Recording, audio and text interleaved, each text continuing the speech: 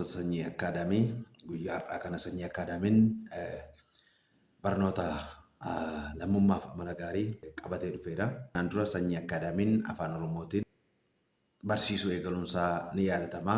Haa ta'uti garuu gidduutti gara afaan Ingiliffaatti ce'uunsaa ni beekama. Haa ta'uti garuu afaan Ingiliffaatti ce'uun sun afaan Oromoo dagachuu osoo hin taane har'a immoo wantoota afaan Ingiliffaatiin barsiifaman sana gara afaan Oromootti jijjiiruudhaan Sanyii Akaadaamiin qabatee dhufeera. Daree guyyaa har'aatti osoo hin ce'in dura wantan isin qaabsisuu barbaadu Sanyii Akaadaamiin akaadaamii keessa waan ta'eef sabiskiraayib gochuudhaan, laayik gochuudhaan, sheer gochuudhaan, koomentii gochuudhaan, hiriyoota keessan biraan gahuudhaan akka deeggartan akkasuma mallattoo sabiskiripshin sana tuqxanii yeroo viidiyoon chaanaalii kanarratti fe'amu akka notifikashiniin isin qaqqabu gochuun hin dagatina. Sanyii Akaadaamii sabiskiraayib gochuudhaan deeggara. Sanyii Akaadaamii laayik gochuudhaan deeggara. Sanyii Akaadaamiin afaan Ingiliffaanis afaan Oromoonis gara fuulduraatti immoo afaan biraatiinis afaan Amaariffaan barnoota asirratti gadhiisu kana hiikee dhiyeessa waan ta'eef Sanyii Akaadaamii cina dhaabadhaa isiniin jedha. Kallattiidhumaan gara daree keenya guyyaa har'aatti deema jechuudha. Guyyaa har'aa kan nuti ilaallu wanti nuti irratti dubbannu yookaan kanan irratti barsiisu hariiroo mooraalitii safuu yookaan immoo itiks naamusaa fi seera gidduu jiru ilaalla jechuudha. Hariiroon seeraa fi naamusa gidduu jiru maal fakkaataa isa jedhu sun ilaalla. Hubannoo bal'aa uumuudhaaf waan kana irratti akka sirriitti isin na caqastan kabajaan isin affeera. Seera jechuun maal jechuudha? Dursa otoo garaagarummaa isaan gidduu jirutti hin ce'iini seera jechuun maal jechuudha? Akkuma asirratti hubattanii seera jechuun noormota yookaan barteewwan seera qabeessaan biyya yookaan sadarkaa biyyoolessaatti yookaan sadarkaa addunyaatti qaamota itti gaafatamummaa kana qabaniin tumame jechuudha yookaan dhaabbate jechuudha. Kanaafuu seera jechuun karaa seera qabeessaan paarlaamaan yookaan qaamni itti gaafatamummaa seera sanaa qabu gaafa tumee hojiirra oolmaa isaatiif itti gaafatamummaa fudhatu seera jenna jechuudha. Seerri bakka lamatti qoodamuu danda'a. Inni tokko foormaal isa jennu karaa seera qabeessaan paarlaamaan taa'ee kan tumu manni maree bakka bu'oota akka biyya keenyaatti walitti sassaabamee yaada irratti kennee kan raggaasisu. Inni biraan immoo kastamari loo seera aadaa isa jennu sana jechuudha. Seerri aadaa hawaasi ofii isaatii qaamolee ijoo ta'an kan akka jaarsolii, abbaa gadaa, abbootii amantaa, namoota waan sana hojiirra oolchuu danda'u, seera sana tumuu danda'u jedhamanii amanamaniin tumatee baroota dheeraadhaaf kan wajjin jiraate jechuudha. Isaan kana bal'inaan ittiin deemu waa'ee qoqqoodama seeraa irratti garuu wanti asirrattis xiyyeeffannoo itti kennu qabdanii seera jechuun maal akka ta'e akka seensaatti kan nu tajaajilu akka seensaatti kan nu gargaaru irratti dubbadha jechuudha. Seeronni egaa seerri kaayyoon isaanii jalqabaa walumaa galatti seeronni baay'een kan isaan tumamanii tokko nagaa hawaasaa eegsisuudha. Hawaasni nagaatti akka jiraatu, tasgabbiidhaan akka jiraatu, hawaasa well-beingii isaa tasgabbii isaa mirkaneessuudha.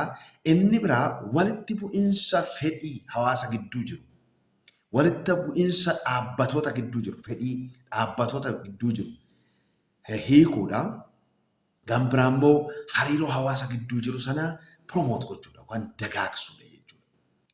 Kanaaf seeronni kan isaan tumaman ijoon inni jalqabaa, dhimmi inni jalqabaa tokko nagaa hawaasaa, tasgabbii hawaasaa mirkaneessu, lammata walitti bu'iinsa intarestii hawaasaa hawaasa gidduutti, mootummaadhaaf hawaasa gidduutti, qaamota mootummaa dhaabbatootaaf dhaabbatoota gidduutti uumaman kana hir'isuu yookaan furmaata kennuu, gama biraatiin immoo walitti dhufeenya hawaasaa dagaagsuudhaaf tumama. Egaa seerrii fi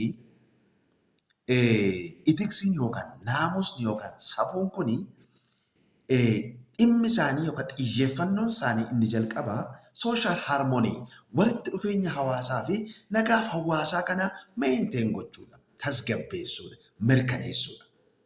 Haa ta'uuti garuu appilikeeshinii irrattii fi akkasumas humna implementeeshinii wajjin hojiirra oolchuu wajjin wal qabate irratti garaagarummaa guddaatu isaan gidduu jira. Seerri tokko yeroo hojiirra oolu akkaataa ittiin hojiirra oolu qaba appilikeeshiniin isaa. Akkasumas immoo naamusii fi yookaan safuun hawaasaa suni yeroo hojiirra oolu akkaataa fi humna binding power, humna hidhuu, humna to'achuu isa jennu kana jechuudha. Garaagaraa qaban. Kanaaf isa kana laalla garaagarummaan jiru maal fakkaata isa jedhu kana. Egaa garaagarummaan isaan gidduu jiru maali? Ethics naamusa isa jennu karaa kana ilaalaa. Seera yookaan law isa jennu immoo karaa kana keenyaa garaagarummaan isaan gidduu jiru, relationshipiin isaan gidduu jiru as gidduutti ibsina jechuudha. Tokko, relationshipiin inni jalqabaa tokko gochaaleen seera maleessa ta'an,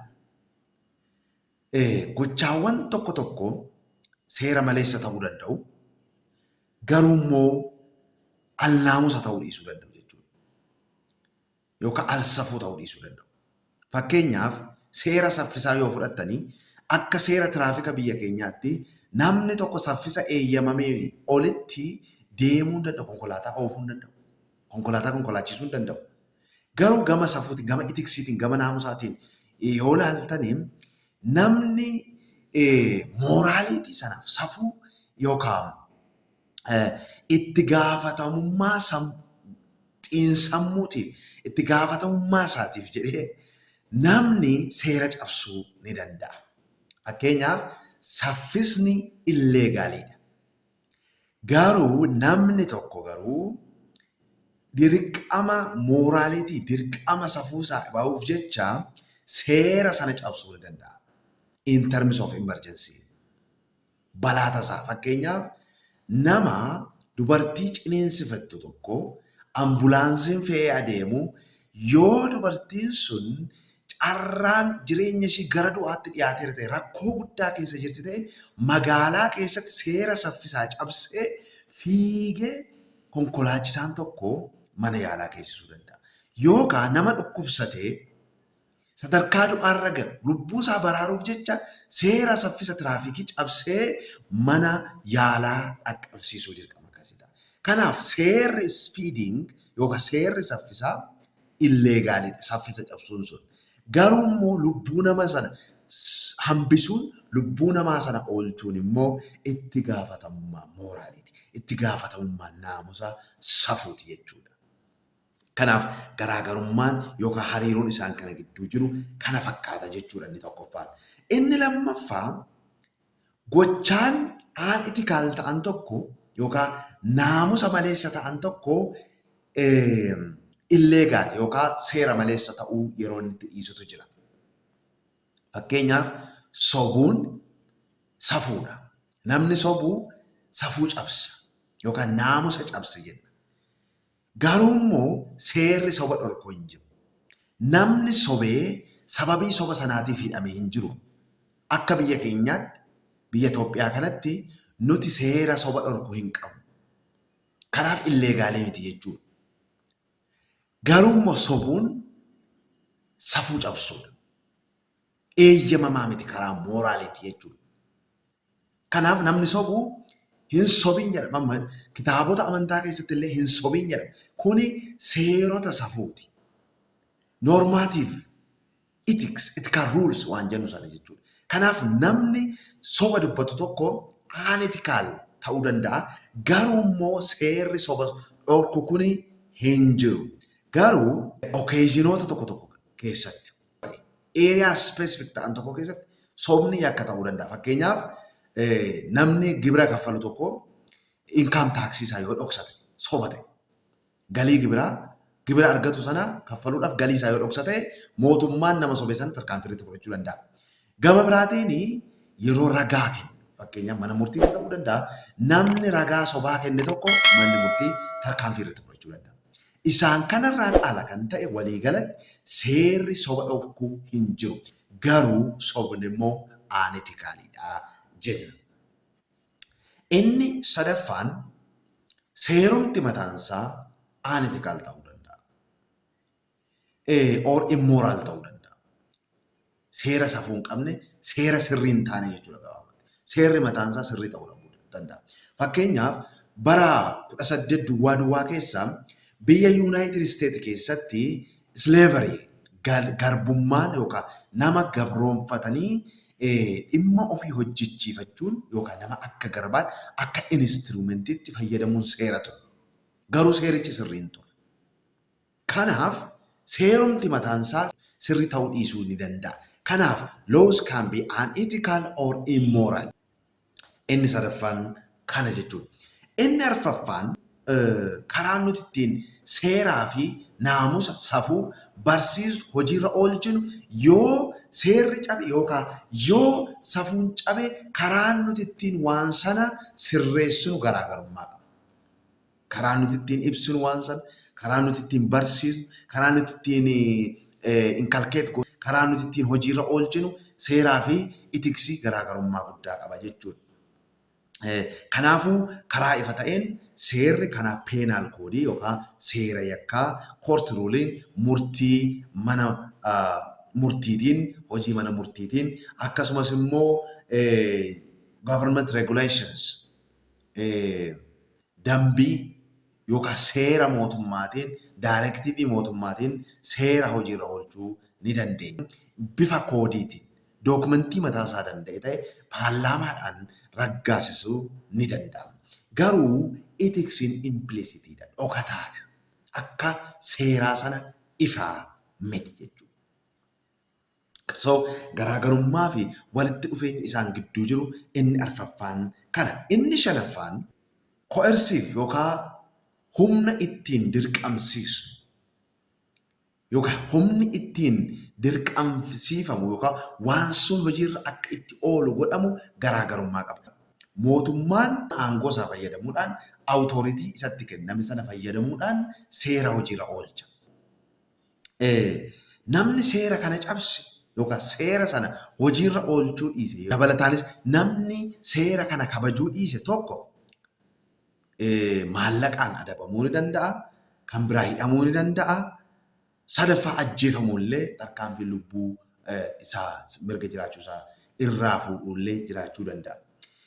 Garuu nama ethical rules seera naamusaa seera safuu cabsee wantoota akkasii irratti hin raawwatamu. Hin hidhamu, hin kaffalu, hin ajjeefamu. Hawaasa keessaa baasuu jechuudha. Itti tumatumuu yookaan hawaasni of keessaa isa baasuu excommunication jedhamu kana irratti raawwata malee safuu cabsite jedhamee hidhamuu hin danda'amu. Safuu cabsite jedhamee ajjeesuun hin danda'amu. Safuu cabsite jedhamee maallaqa kaffalchiisuun hin danda'amu. Garuu seerota safuu kana wajjin wal qabatan yoo cabse tarkaanfiin akkasii irratti fudhatamuu ni danda'a jechuudha. Inni biraan barbaachisummaan barnoota lammummaa fi amala gaarii kun maali? Yookaan immoo kaayyoon galme inni manneen barnootaas ta'ee barattoonni barnoota lammummaa fi amala gaarii kana baratanii fi barsiisan maalii isa jedhu. Leesanii tokkoffaa jalatti wanti ani kaa'e tokko jira. Innis hawaasi kamiyyuu biyyi kamiyyuu barnoota lammummaa fi amala gaarii kana maqaa garaa garaatiin kan inni kennu inni ijoo fi inni jalqabaa lammii aadaa dimokiraasii fi aadaa nageenyaa ijaaru lammii gahumsa qabu kana uumuudha jenneera.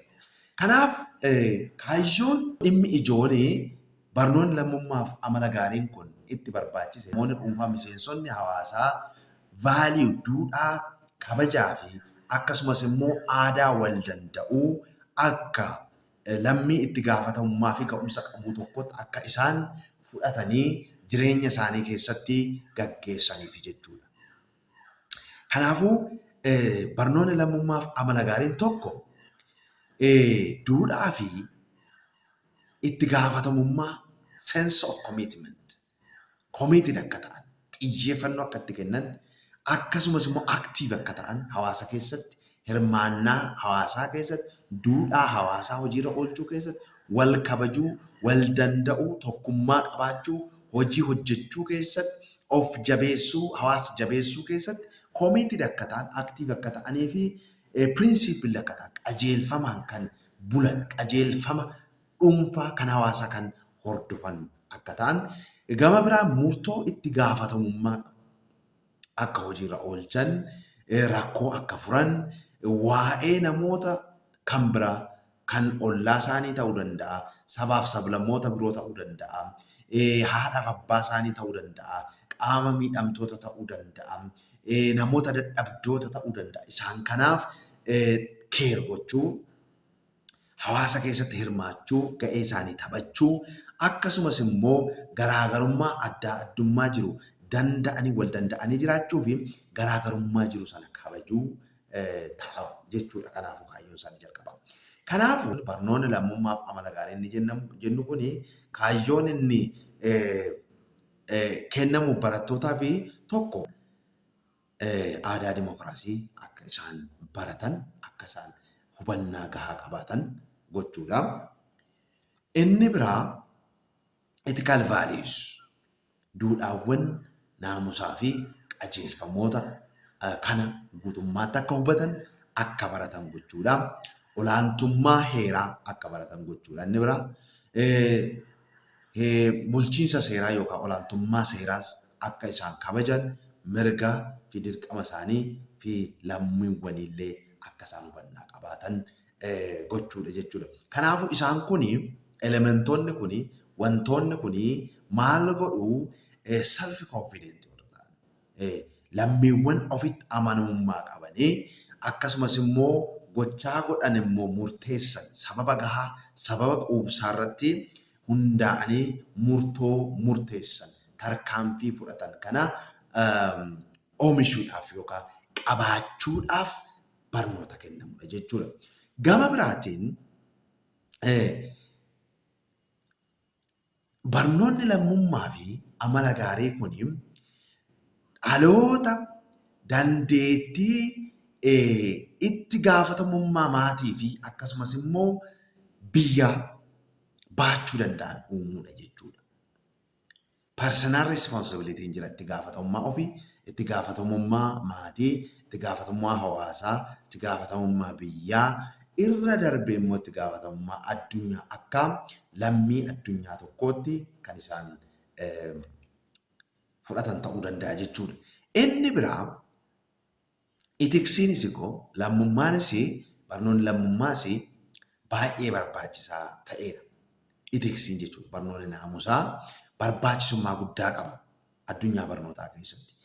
Sababiin isaa human life jireenya dhala namaa keessatti fundaamentaal ijoodha waan ta'eef bu'uura guddaa qaba.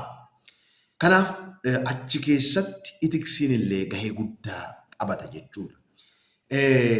Edukeeshinii keessatti saabjektii baay'ee barbaachisaa ta'e, saabjektii baay'ee murteessaa ta'e, even addunyaan nuti har'a keessa jirru kuni addunyaa teeknooloojiidhaan badhaate.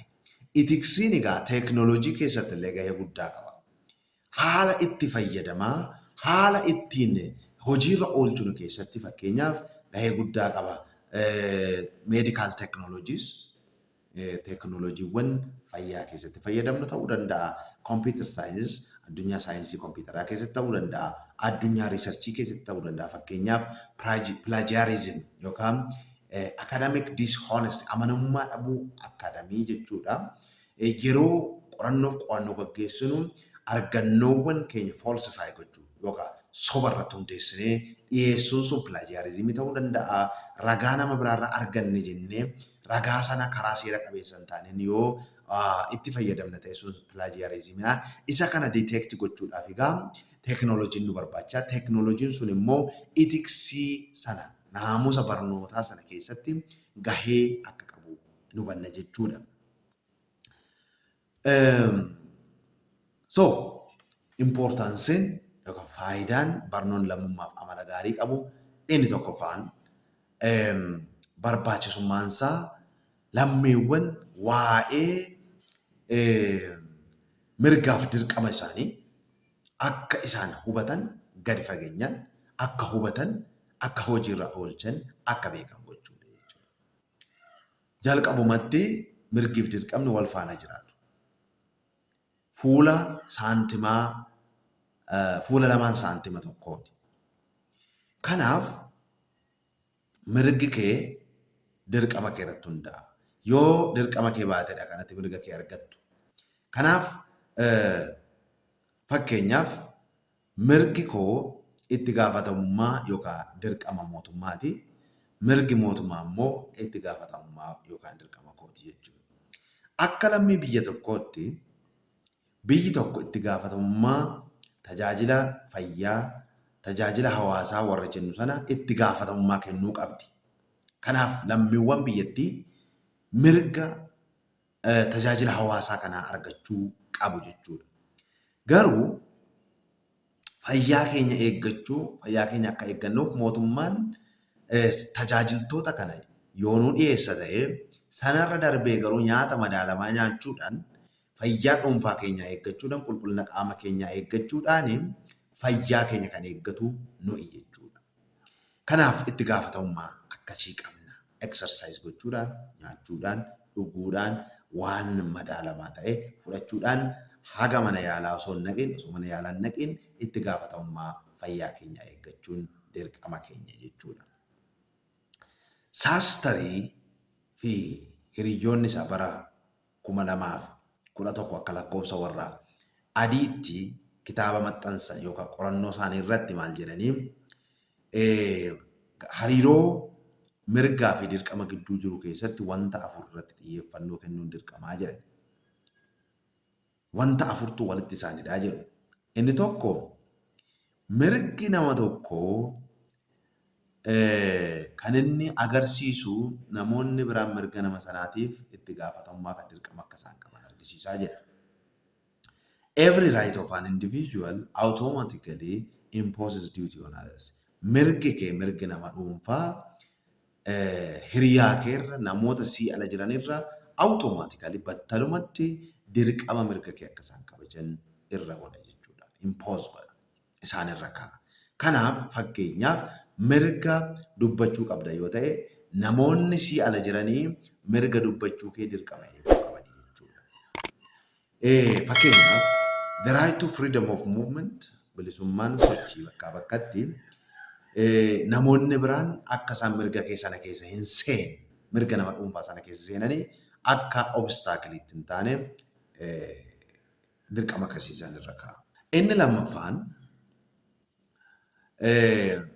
mirgi nama dhuunfaa tokko kan inni argisiisu namichumti sun namoonni biraan mirga inni qabu sana akka qaban akka inni hubatu ni dirqamsiisa jechuudha.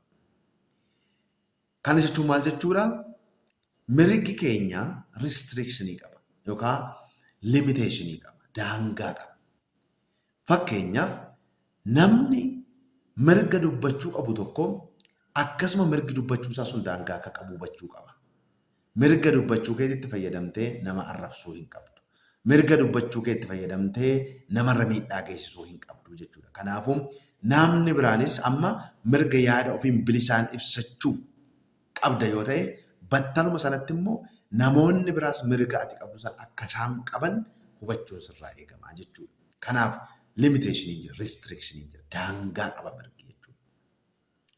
Inni sadaffaan one should exercise his right for the promotion of social good. Mirga isaa namni kamiyyuu kan inni itti fayyadamu kaayyoon isaa nagaaf tasgabbii faayidaa hawaasaatiif, faayidaa waliiniitiif jechuudha. Mirgi kee hiika kan qabaatu hawaasa keessa amma jiraatte hamma hawaasa fayyadetti jechuudha. So mirga keenya haalaan ala fayyadamuun qabnu, seeraan ala fayyadamuun nun barbaachisu jechuudha. Mirgi keenya mirga namoota biraa miidhuu hin qabu. Mirgi koo fakkeenyaaf nama biraa wajjin walitti na buusuu hin qabu. Nagaaf tasgabbii hawaasaa jeequu hin qabu. Ani mirga kee argachuudhaaf jecha nagaaf tasgabbii hawaasaa jeequu hin qabu. Lubbuu nama biraa balleessuu hin qabu. Amantaa nama biraa tuquu hin qabu jechuudha. So wantoonni akkasii fakkeenyaaf hawaasni mirga nagaan jiraachuu qaba yoo ta'e ani mirga yaada kee ibsachuutti fayyadame iyyuu hin qabu jechuudha. Iyyee hawaasa jeequu hin qabu. Nagaaf tasgabbii hawaasaa booressuu hin qabu. Kanaafuu namni tokko mirga isaa karaa seeraan isaaf kaa'ameen yoo hin fayyadamu ta'e mootummaan itti gaafatamummaa seera kabachiisuu qaba jechuudha. Waan seeraan ta'e tarkaanfii seera qabeessa irratti fudhachuu itti gaafatamummaa qaba jechuudha. Inni afuraffaanii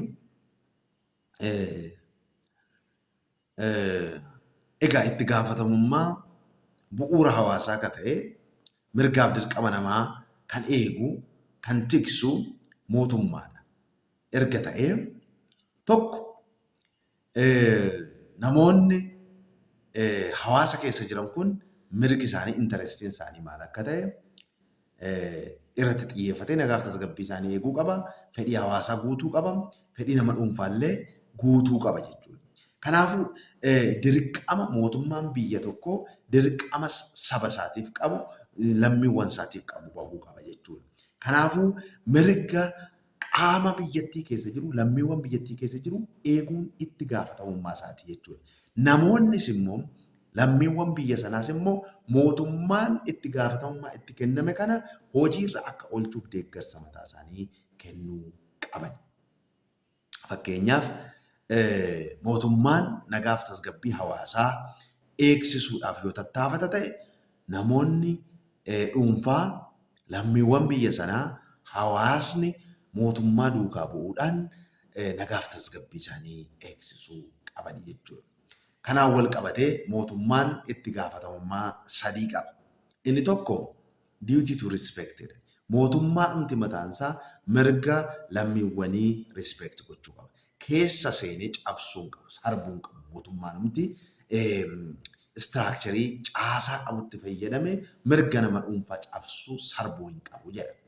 Inni lammaffaan duty to protect. Itti gaafatamummaa yookaan dirqama eeguu jechuudha.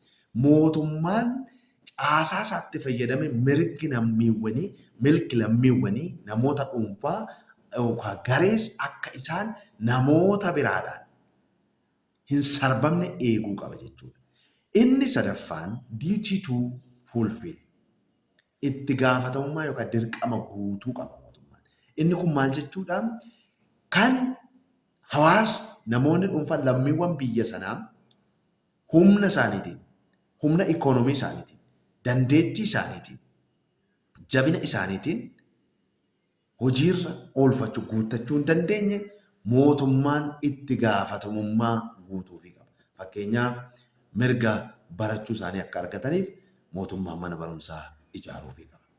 Poolisii ramadee nagaa isaanii eegsisuufii qaba. Mootummaan bishaan qulqulluu kennuufii qaba. Namni dhuunfaan humna isaatiin argachuu hin danda'u waan ta'eef mana yaalaa mootummaan kennuufii qaba. Isaan kana duty to fulfill fi kan kana fakkaatan humna ibsaa, bishaan qulqulluu, nagaaf tasgabbii eegsisuu, social services warra jennu sana mootummaan guutuufii qaba. Garuu immoo namoonni miseensonni biyyattii sanaa, lammiiwwan biyyattii sanaa mootummaan kana akka guutuuf deeggarsa kennuu qabu jechuudha. Fakkeenyaaf taaksii kaffaluu qaban, gibira kaffaluu qaban. Kana gochuudhaan mootummaa bira dhaabbachuun, mirga isaanii gaafachuun, dirqama isaanii immoo ba'uun isaanirraa eegama jechuudha.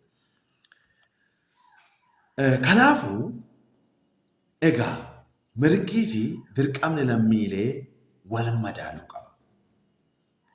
Baalaansa ta'u. Mirgi namaa dirqama namaatii ol ta'uu hin qabu.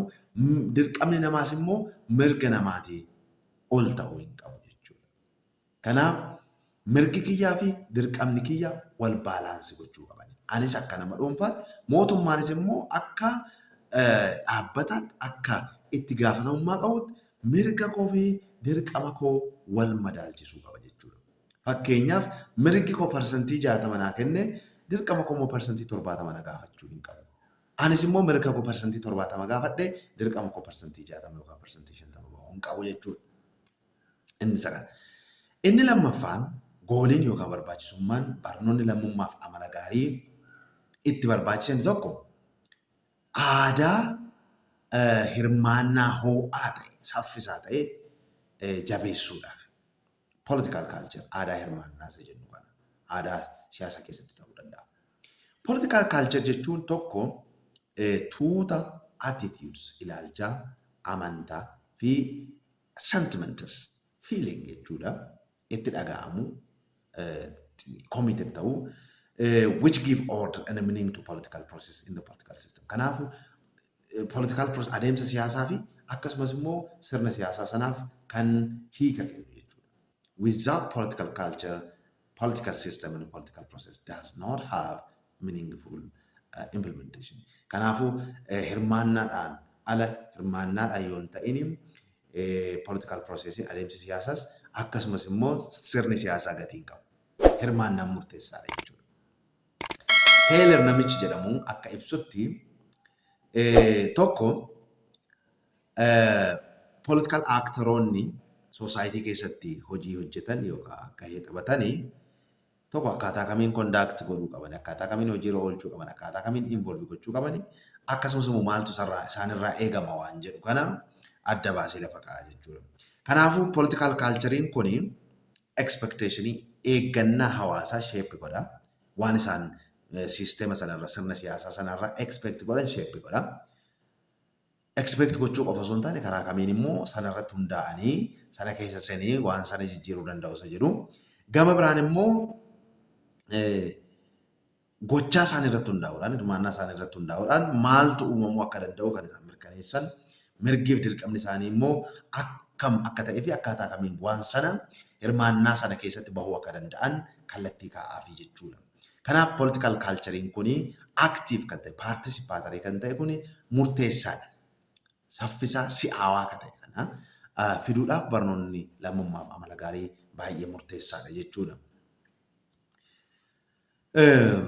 Kanaafuu political culturein kun aadaan hirmaannaa kun gaheen nama dhuunfaa maalidha? Akkamittis immoo namni dhuunfaan adeemsa siyaasaa sana keessatti gahee isaa taphachuu danda'a kan jedhu kana lafa kaa'a.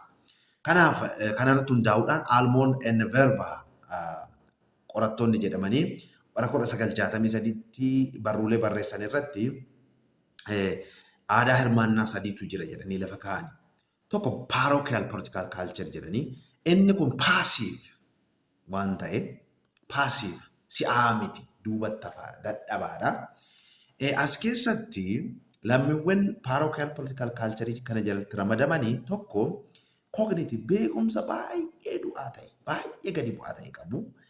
Hirmaannaadhaafis fedhiin isaan qaban baay'ee gadi bu'aadha. Kana qofaa osoo hin taane evaluative orientation isaanii xiyyeeffannoo gamaggamni isaanii political systemii kana keessatti kan jiru gadi bu'aadha. Mootummaa hin gamaggamanii waa'ee political systemii beekumsa gadi bu'aa qabu. Achi keessatti hirmaachuudhaafis fedhiin isaanii gadi bu'aadha. Akkasumas isaanis gamaggamuudhaaf yookaan madaaluudhaaf illee fedhiin isaanii gadi bu'aadha. Waa'ee mootummaa qaama aangoo mootummaa beekumsa gadi bu'aa qabu. Achi keessatti illee yaada kennuudhaaf involve gochuudhaaf fedhiin isaanii gadi bu'aadha. Gamaggamni isaan qaban madaalliin isaan qaban illee baay'ee dadhabaadha jechuudha. Kanaaf achi keessatti immoo mirgaa fi dirqamni isaan qaban illee hubannaa isaan qaban baay'ee dadhabaadha. Kanaafuu baay'ee hirmaannaan isaanii gaheen isaan taphatan baay'ee maayinariidha, baay'ee xiqqoodha jechuudha. So individual as keessatti kan isaan hirmaatanii hamma faayiliin isaanii, maatiin isaanii akkasumas immoo nageenya maatii isaaniif jedhanii faayidaa maatiin isaanii argatuuf jedhaniitu kan isaan hirmaatan yeroo baay'ee.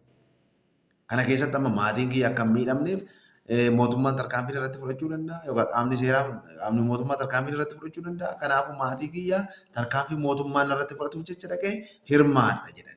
Fakkeenyaaf hawaasa keenya gara baadiyyaa jiru hubachuu dandeessu. Isaan kun maal godhanii gaafa filannoon dhufu maatiin kiyya bakka akka rakkoorra hin buune maatiin kiyya akka hin miidhamne yookaan akka hin miidhamne qaamni na bira jiru akka hin miidhamne kanaaf dhaqeen keessatti hirmaatanii dhaqanii hirmaatan malee wanti sun isaanii galee miti. Kun hin jira biyya keenya keessas biyya garaagaraa keessas hin jiru. Inni lammaffaa subject political cultureidha. Subject jechuun kun inni kun yoo isaanitti tole isaaniif wanti bu'aan isaan argatan achi keessatti ilaalanii kaalkuleet godhanii kan isaan dhaqanii keessatti hirmaatanii. Isaan kun egaa subject political culture jalatti warri ramadamanii beekumsa hubannaa waa'ee siyaasaa, waa'ee siisteemaa, waa'ee filannoo, waa'ee paartiiwwanii baay'ee olaanaa ta'e qabu. Akkasumas immoo affektiiviin isaanii yookaan fedhiin isaanii illee haayidha.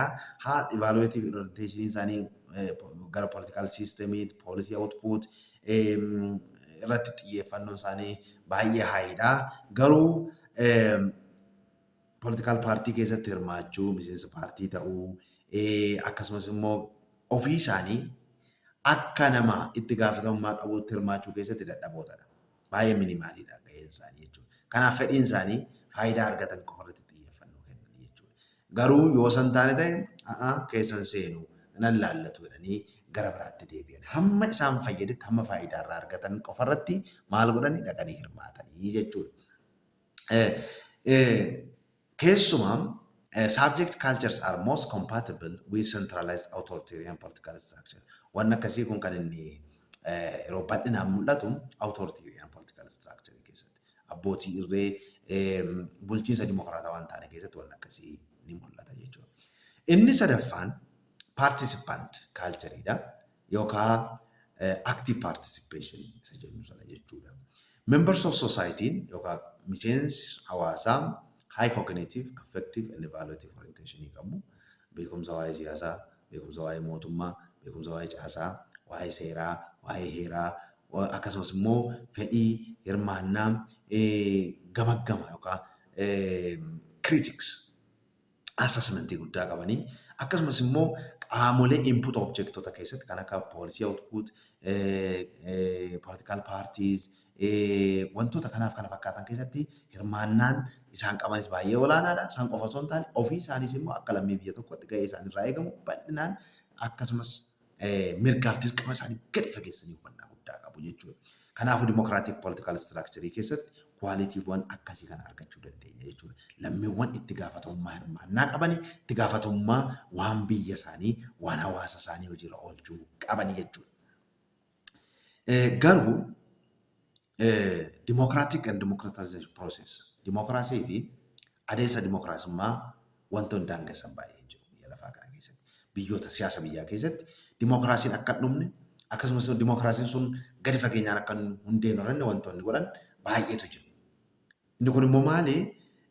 Yeroo baay'ee biyyoota garaagaraa keessatti wanti nuti arginu fedhii dhuunfaa fi fedhii waliinii fedhii biyyaa gidduu garaagarummaa guddaatu jira.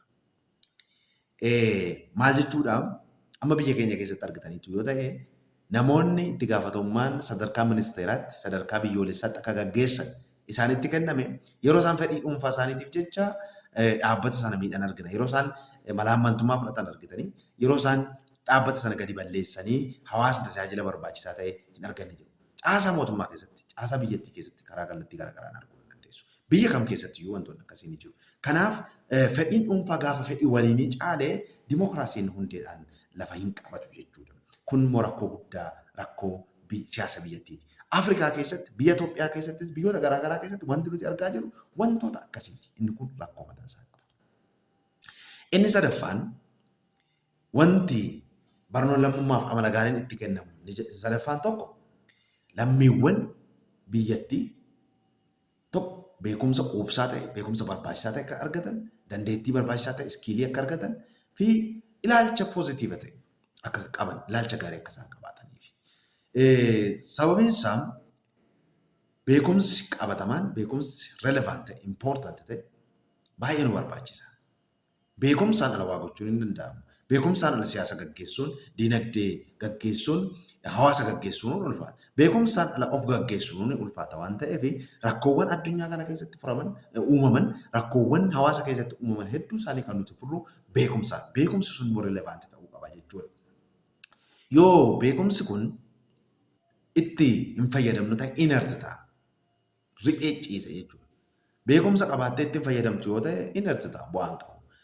Kanaafuu hojiitti butuun yookaan hojiirra oolchuun baay'ee barbaachisaadha. Kanaafuu beekumsa sana argatanii lammiiwwan immoo rakkoo hawaasaa akka furaniif beekumsa kenna jechuudha. Barnoon lammummaaf amala gaarii. Kan biraa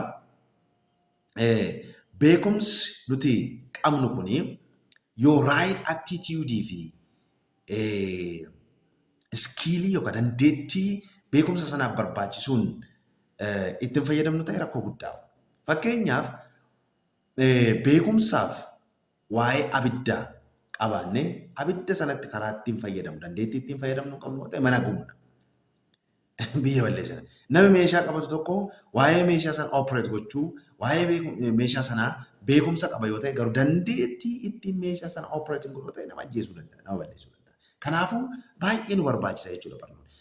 Beekumsa. Beekumsa sana immoo dandeettiin nuti ittiin fayyadamnu nu barbaachisa. Beekumsa sana immoo akkasumas ilaalcha gaariidhaan dabaaluun, ilaalcha gaariidhaan perfume gochuun nu barbaachisa jechuudha. Inni sadaffaan intercultural society foster gochuu yookaan hariiroo aadaaf aadaa sabaaf saba gidduu jiru foster gochuudha jabeessuudhaaf nu barbaachisa jechuudha. Sababiin isaa interculturalism aadaawwan garaagaraa waliin jiraachuu akka danda'an. Namoonni aadaa garaagaraa qaban, afaan garaagaraa qaban, diversity qaban wal faana akka jiraachuu qabaatan, waliin mari'achuu akka qabaatan, hariiroo akka waliin qabaatan, kennuu fudhachuu, reciprocity. Kennuu fudhachuu, aadaa walii kennuu, aadaa walirraa fudhachuu, akkasumas immoo walirratti hundaa'uu, waliin jiraachuu akka qabaatan barsiisuudhaaf. Kanaafuu interaakshiniin walitti dhufeenyi, sammuu bal'aa qabaachuun, yaada bal'aa, ilaalcha bal'aa qabaachuun, akkasumas immoo waliin jiraachuu, solidarity, tokkummaa effective jabaa ta'e qabaachuudhaaf barnoonni lammummaaf amala gaarii nu barbaachisa. Kanaafuu dandeettii akkasii, hubannaa akkasii, beekumsa akkasii, amala akkasii akka qabaannu nu gargaara. Hawaasa keessatti productive ta'uu dandeenya jechuudha. Inni biraan multicultural society'n interculturalism akka qabaatu, intercultural education aadaawwan garaagaraa walitti fiduudhaan beekumsa aadaa garaagaraa irraa walitti dhufan kan akkanatti qabaannu nu gargaara. Kan biraan political and pedagogical strategy garaagaraa baasuudhaan discriminationii yookaan maal jedhanii adda wal qooduu kana wal baasuu walirraa isa tokko of ala baasuu wal qooduu kana hambisuu akka dandeenyu nu gargaara jechuudha. Inni biraan genuine and inclusive dialogue waliin haasaa waliin marii dhugaa ta'e akkasumas immoo hammataa ta'ee fi kaalcharii garaagaraa sabaaf sablammoota garaagaraa gidduutti akkamitti dhufu gochuu ni danda'a jechuudha. Amala gaarii kun inni kun barbaachisummaa sadaffaadha. Inni biraan immoo arfaffaanii the issue of inclusiveness hammattummaa fiduudhaaf keessumaa bifa jendariitiin saalaan karaa wal qabateen qaama miidhamtoota karaa of keessatti hammatuun include gochuun barbaachisaadha jechuudha.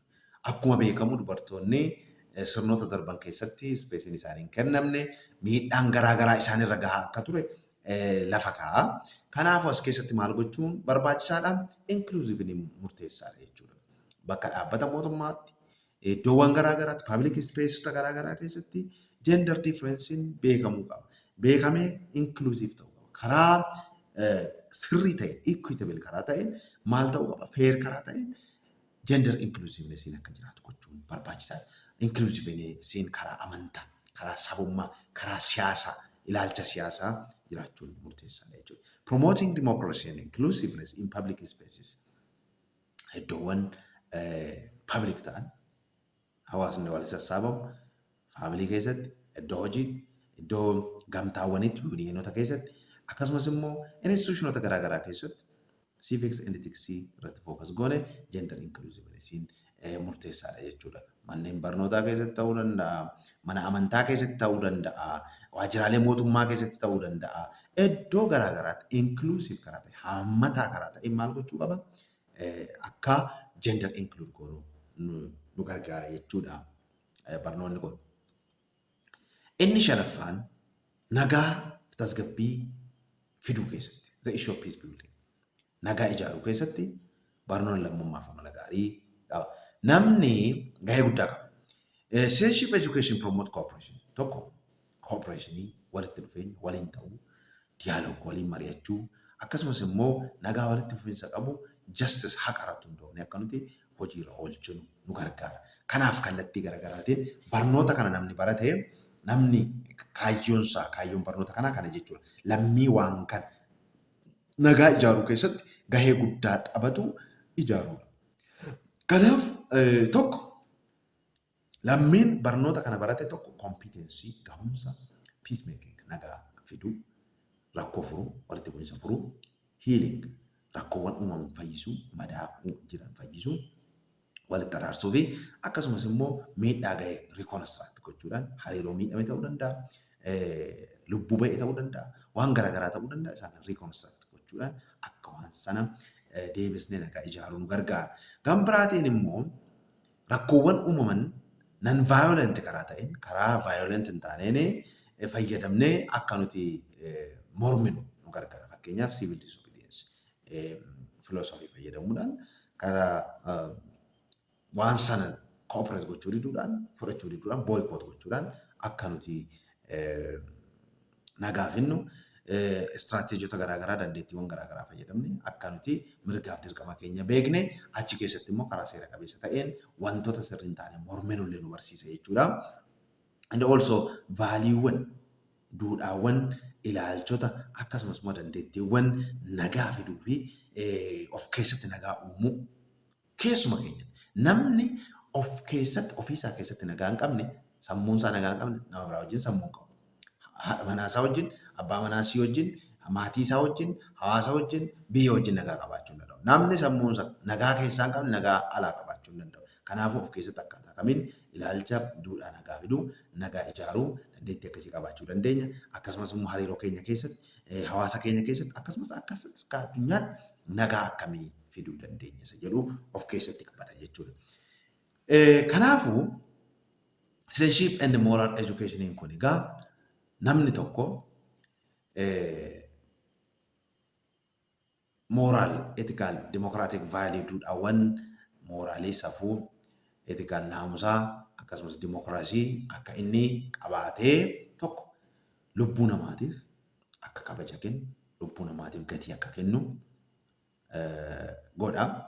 Inni biraa respect for reasoning sababa gahaadhaan yaaduu, sababaan yaaduu waan godhan tokko, waan hojjetan tokko sababa quubsaarra hundaa'anii akka hojjetan amala akkasii, duudhaa akkasii, vaaliyuu akkasii akka of keessatti develop goonu. Inni biraa fairness waan sirrii ta'e akka raawwannu, waan sirrii ta'e waan qabatamaa fudhatama qabu akka hojiirra oolchinu. Kan biraa nagaaf tasgabbii fayyummaa warra biraatiif, maatii keetiif, obboleessa keetiif, fira keetiif, dadhabootaaf, warra qaama miidhamtootaaf akkasumas namoota biraatiif akka nuti xiyyeeffannoo itti kenninu. Kan biraa garaagarummaa adda addummaa jiruuf kabaja agarsiisuu jechuudha. Respect for diversity sunillee baay'ee murteessaadha. Gama biraan karaa nagaa walitti bu'insa furuu. Karaa nagaa ta'een walitti bu'insa akka furru nu gargaara. Sana akka nuti of keessatti jireenya keenya keessatti develop goonuuf nu tajaajila jechuudha. Kanaaf barnoonni lammummaaf amala gaariin gahee akkasii taphata. Gabaabaadhumatti guyyaadhaa kan nuti ilaalle hariiroo fi garaagarummaa seeraa fi naamusa yookaan safuu gidduu jiru ilaalleerra. Inni lammaffaan barbaachisummaan yookaan faayidaan kaayyoon barnoota lammummaaf amala gaarii maal akka ta'e lafa keenyee wantoota shan ilaalleerra jechuudha. Barnoonni kiyya har'aa kana fakkaata. Sanyii akaadaamii sabiskiraayib gochuudhaan, laayik gochuudhaan, sheer gochuun, koomentii gochuun akka deeggartan rakkoowwan jiran wantoota ani sirreessuu qabu kana sirreessi jettanii akkanatti himtan natti himuu qofa otoo hin taane nama cina dhaabattanii akkana gargaartan kabajaan isin affeera. Sabiskiraayib gochuun, koomentii gochuun, laayik gochuun gatii nama kaffalchiisuu hin qabu.